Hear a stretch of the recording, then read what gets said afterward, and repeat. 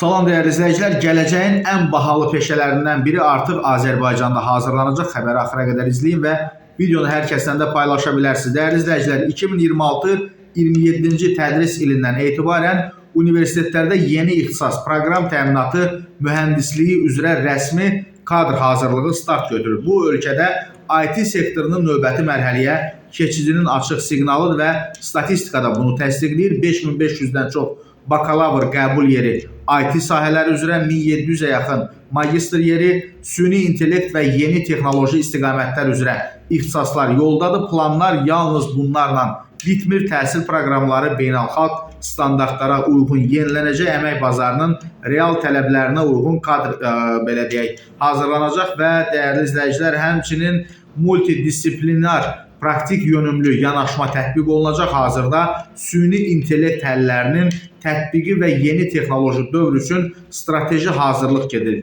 Yəni, yaxın illərdə IT sahəsində bilik və bacarıq bərabərdir real karyera və yüksək gəlir. Odur ki, övladlarınızı indidən bu sahəyə yönləndirməyiniz mümkündür və